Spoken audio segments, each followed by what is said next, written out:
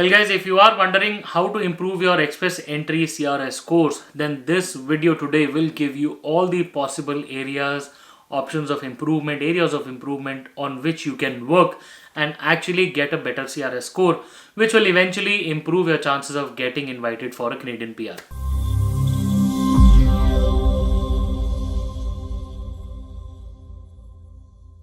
Guys, welcome back once again. My name is Sahil. I'm a regulated Canadian immigration consultant and I practice in Ontario. My office is here. If you have to get in touch with me, my number is on the screen and the details are there in the description box. More than happy to talk to you. Guys, before we proceed any further, please make sure that you hit the subscribe button and the bell icon because we talk a lot about Canadian immigration. And if you are an aspirant of moving to Canada, then this is the channel that you must be subscribed to all the time. So guys, what we're discussing today is the important topic on how to improve your CRS scores in Express Entry. Now guys, with the ongoing high cutoffs in 490s and even previously during COVID high 500s also, everybody is wondering that how are people getting those scores, because normally if you talk about a profile, say somebody is 27 28 with 3 years of Canadian international experience with a master's degree and an amazing level of English, and even with a sibling in Canada, the person can reach 483s, 486. Then how are people actually getting these 490s K scores and 500s and all of those scores? Well, the answer is those people are actually in Canada. They've either secured a job offer or a French or something like that, and they have made full utilization of their time. So let's just look at what are those areas on which you can work and improve your CRS scores in your Express Entry profile. First thing to do is obviously improve your education points. If you have a bachelor's, then you want to look at exploring master's options. If you did not get master's equivalency in your ECA report, say for example, I vividly remember somebody came to me with a master's from ICCCRC Business School in Hyderabad, I think, and the person had done an ECA and he was only getting a 2-year diploma, and where the person had done an MBA in India. So what we did, we changed the ECA agency. So instead of going with one agency, we went to the other one, and there you go, the person got a master's and he actually got additional points. Although the person did not get an invitation afterwards because overall also the scores were low, but still we could manage a big jump in his scores.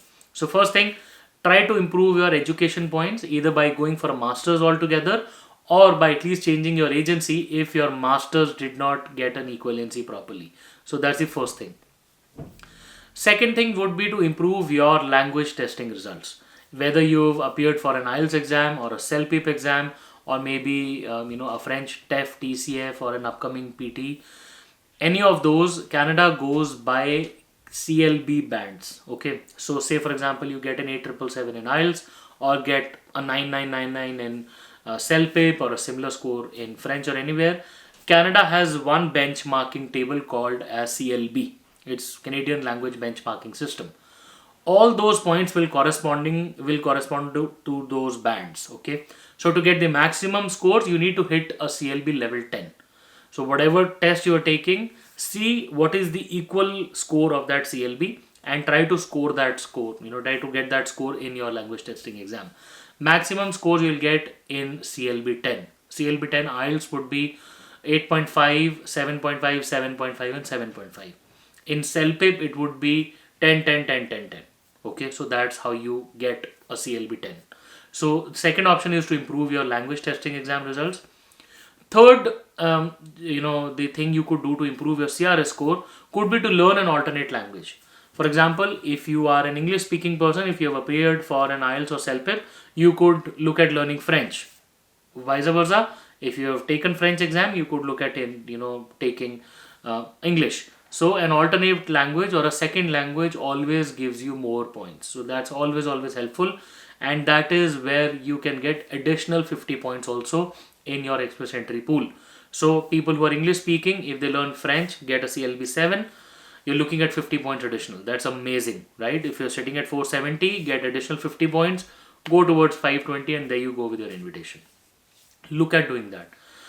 Fourth thing to do could be improving your spouse's education. So if you are married, if your spouse has a bachelor's, try to engage your spouse in going for a master's and also a better IELTS exam or a self-pip result or a language testing result for your spouse. Those are the two things. So step number 4 and 5, better education for your spouse and a better IELTS score for your, or a language score for your spouse.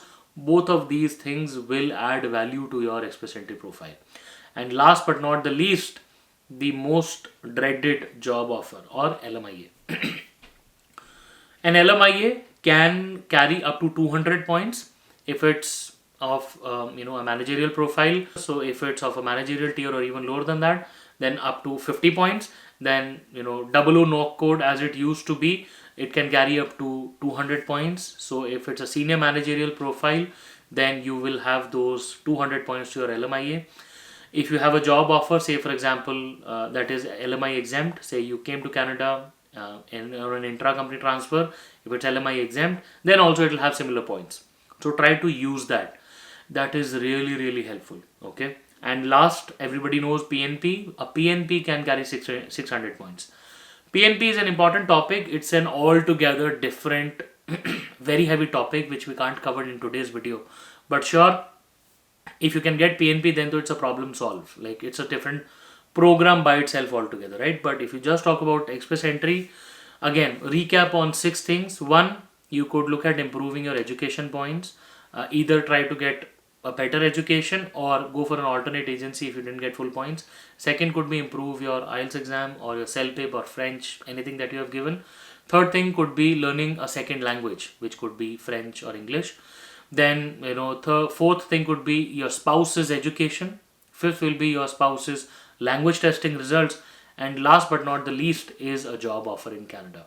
Guys, these are the possible situations where I'm assuming that you've already done a very hard work of creating your profile, going through your other ECA reports and language, and finally you are at a crossroad thinking that how to increase your Express Entry scores. Well, this video is your answer to that question. I hope you found this video really helpful. If you have anything to discuss in your personal profile and if you want to discuss your case, feel free to schedule a consultation with me and I would be more than happy to speak to you personally in your case.